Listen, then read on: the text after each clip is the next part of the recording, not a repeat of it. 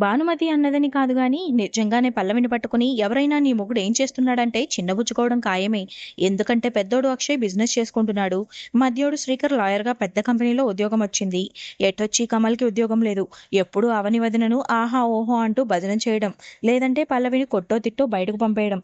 ఇవి తప్ప కమల్ వేరే ఉద్యోగం ఏం చేయడు. అందుకే నేటి ఎపిసోడ్లో అవని కీలక నిర్ణయం తీసుకుంది. తన కుటుంబం ఎప్పుడూ సుఖ సంతోషంలో ఉండాలని తల్లడిల్లిపోయే మన మంచి అవని ఇంటికి పంతుల్ని పిలిచి మృత్యుంజయ హోమం జరిపించాలని అనుకుంటుంది. ఈ రోజు ఆగస్టు 6 రాత్రి ప్రసారం కాబోయే ఇంటింటి రామాయణం సీరియల్ ఎపిసోడ్లో ఏమైందంటే, పల్లవిలో వచ్చిన మార్పు చూసి పులకరించిపోతుంది అవని. పల్లవి మారిపోయింది. మా కుటుంబం అంతా సంతోషంగా ఉంది. నా చెల్లెలు పల్లవి జీవితం ఇంతకంటే గొప్పగా ఉండేట్లు చూడమని దేవుణ్ణి కోరుకుంటుంది అవని. అటు పార్వతి చాలా రోజుల తర్వాత మన కుటుంబం అంతా సంతోషంగా ఉంది, బాబు పుట్టిన వేళ విశేషమని పొంగిపోతుంది. ఇంతలో పల్లవి రావడంతో నొప్పి తగ్గిందా, మందులు వేసుకున్నావా అంటూ ప్రేమగా మాట్లాడుతుంది పార్వతి.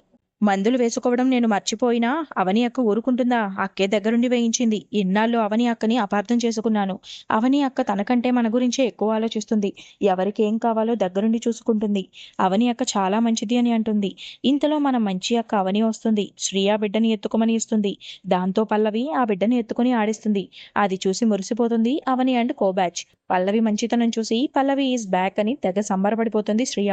ఇందులో శ్రీకర్ స్వీట్స్ తీసుకొని వచ్చి గుడ్ న్యూస్ చెప్తాడు. తనకి పెద్ద కంపెనీలో లీగల్ లాయర్గా వాళ్ళ కేసుల్ని వాదించే జాబ్ వచ్చిందని, లక్షల్లో జీతం వస్తుంది. కేసుల కోసం ఎవరి దగ్గరకు వెళ్లాల్సిన పని లేదంటూ అందరికీ చెప్పి స్వీట్ పంచుతాడు.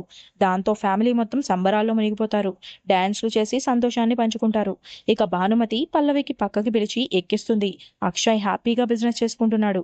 శ్రీకర్కి పెద్ద ఉద్యోగం వచ్చింది. ఏమీ లేకుండా ఉన్నది నీ మొగుడు కమల్ మాత్రమే. వాళ్ళిద్దరూ లక్షలు కోట్లు సంపాదిస్తుంటే నీ మొగుడు మాత్రం ఇంట్లో పనోడిలా ఉన్నాడు. వాళ్ళు దర్జాగా ఉంటే నీ మొగుడు మాత్రం ఏ పని లేకుండా ఉంటున్నాడు. నీకు బాధగా లేదా అని అంటుంది భానుమతి. ఇక ఆపమ్మమ్మ, ఒకప్పుడు నేను కూడా ఇలాగే ఆలోచించాను. కానీ ఇప్పుడు అర్థం చేసుకున్నాను. నా భర్త ఏం చేసినా చేయకపోయినా నాకు సంతోషమే. అవని అక్క, అక్షయ్ బాబు గారు అందరికీ మంచి చేయాలని ఆలోచించేవారే తప్ప వాళ్ళే బాగుపడాలనే స్వార్థపరులు కాదు. ఎవరికి ఏం చేయాలో వాళ్ళకి బాగా తెలుసు. ఆస్తుల కన్నా అందరూ బాగుండడమే మంచిది. వాళ్ళు ఎక్కువ మేం తక్కువ అనే ఫీలింగ్ నాకు రాదు. నాకు నా భర్తకి ఏమున్నా లేకపోయినా నేను ఏంటి కోడల్ని అనే సంతృప్తి చాలు. నీ పిచ్చి ఆలోచనలు నాకెక్కించి నా బుర్ర పాడు చేయకు అని అంటుంది పల్లవి.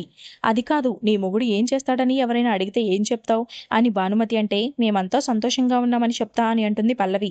అయితే వీళ్ళ మాటల్ని విన్న మన మంచి అవని అక్షయ్ దగ్గరకు వెళ్ళి కమల్ గురించి మాట్లాడుతుంది. మీరు బిజినెస్ చేస్తున్నారు, శ్రీకర్ ఉద్యోగం చేస్తున్నాడు, మరి కమల్ సంగతి ఏంటి? పల్లవి మారింది. తన భర్త ఏమీ చేయడం లేదని ఫీలింగ్ తనకి ఉండకూడదంటే ముందు మీరు మీ తమ్ముడి గురించి ఆలోచించండి అని అక్షయ్కి చెబుతుంది. ఎప్పుడూ ఆలోచించడం కాదు, ఇప్పుడే కమల్ కోసం ఏం చేస్తారో చెప్పండి అని అంటుంది అవని.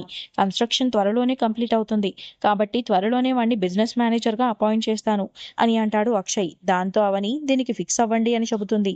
ఇక రాత్రి అయ్యేసరికి పెళ్ళాల కళ్ళు కప్పి మందేస్తుంటారు ముగ్గురు అన్నదమ్ములు.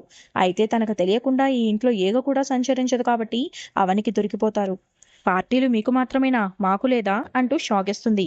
పార్టీ మీ ముగ్గురికేనా, మాకు లేదా అంటూ శ్రియా పల్లవిలతో కలిసి మీ బ్రాండ్ మీరు తాగండి, మా బ్రాండ్ మాది, మన బ్రాండ్ తీయంటూ జ్యూస్ గ్లాసుల్ని చూపిస్తారు. అలా నేటి ఎపిసోడ్ సాగిపోయిందన్నమాట.